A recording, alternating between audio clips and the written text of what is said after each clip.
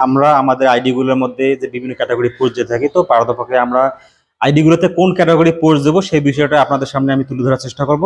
তবে ওই বিষয়টা ক্লিয়ার হওয়ার আগে আমার কিছু কথা আপনাদেরকে বুঝতে হবে।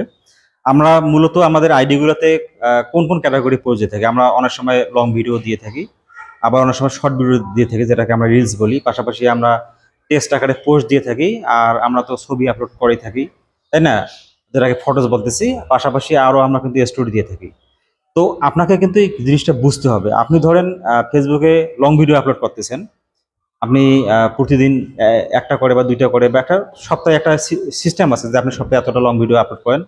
আপনাকে একটা হিসেব বুঝতে হবে যে আপনি যে লং ভিডিওগুলো আপলোড করেন সেখান থেকে ফেসবুক আপনাকে কি পরিমাণ ভিউজ দিচ্ছে, এটা আপনাকে অ্যানালাইসিস করতে হবে। পাশাপাশি আপনি শর্ট ভিডিও ধরেন আপনি প্রতিদিন একটা দুইটা বা তিনটা করে দিচ্ছেন, এই ক্ষেত্রে আপনার এক সপ্তাহের মধ্যে আপনি কতগুলো শর্ট ভিডিও দিচ্ছেন এই হিসাবটাও কিন্তু আপনাকে বুঝতে হবে। পাশাপাশি আপনি ধরেন ফটোজ দিচ্ছেন, এবং পার ডে কয়টা করে ফটোজ দিচ্ছেন সেই হিসাবে আপনার সপ্তাহে কয়টা করে ফটোজ টোটাল দিচ্ছেন এবং ভিউজটা কীরকম আসতেছে। এবং আপনি হয়তো বা টেক্সট দিচ্ছেন, সপ্তাহে আপনি কয়টা টেক্সট ছাড়তেছেন এবং কতগুলো ভিউ আসতেছে। পাশাপাশি আপনি স্টোরি ছাড়তেছেন এবং পার ডে কয়টা করে স্টোরি ছাড়তেছেন সেই অনুপাতে আপনার কতগুলো ভিউজ আসতেছে।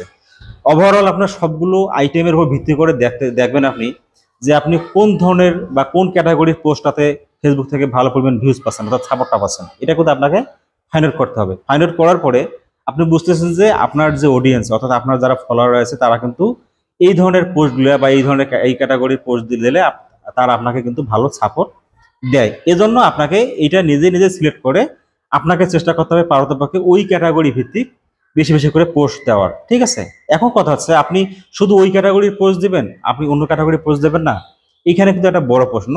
তো তাদের উদ্দেশ্যে বলবো যারা এখন পর্যন্ত কন্টেন্ট মনিটাইজেশন পান নাই, কারণ যেহেতু কন্টেন্ট মনিটাইজেশন মানে আছে সব আইটেমের উপরে আপনাকে ফেসবুক ইনকামের সুযোগ দেবে। অতএব আপনারা যারা এখন পর্যন্ত কন্টেন্ট মনিটাইজেশন টুলস পান নাই, আপনারা অবশ্যই পারতপক্ষে চেষ্টা করবেন টুলসটা না পাওয়া পর্যন্ত বা ওই আপনারা ইনভাইটেশন না পাওয়া পর্যন্ত অবশ্যই চেষ্টা করবেন সব আইটেমের পোস্ট কিন্তু আপনার আইডিতে রাখার জন্য। আর যারা পেয়েছেন তারা আমার কথাটা কিন্তু ফলো করতে পারেন, তারা আপনারা বেছে বা এরকম যাচাই বাছাই করে আপনারা বেশি পরিমাণ ভিউজের উপরে কিন্তু এই কাজটা করতে পারেন। তবে হ্যাঁ, তাই বললে আপনারা অন্যান্য আইটেম একেবারে বাদ দিবেন না, হয়তো আপনার পরিমাণে কম দিতে পারেন কিন্তু দিবেন।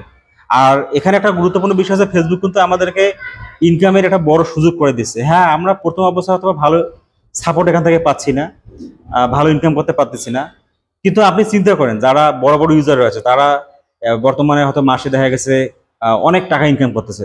তারা কি শুরুর দিকটা তাদের এরকম ছিল? মোটেও কিন্তু নয়। হয়তো বা তাদের ফলোয়ার সংখ্যা অনেক বেশি, তারা ভালো সাপোর্ট পাচ্ছে, ইনকাম করতেছে ভালো, কিন্তু শুরুর দিকে তাদেরও অবস্থাটা কিন্তু আমাদের মতো ছিল। সুতরাং আপনারা যারা কাজ করতেছেন আপনাদের শুরুর দিকে হয়তো অবস্থা এরকম মনে হবে যে আপনারা কম ইনকাম করতে পারতেছেন, কিন্তু দেখা যাবে যে আস্তে আস্তে আপনারও অবস্থা কিন্তু একটা সময় পর কিন্তু তাদের মতো হবে।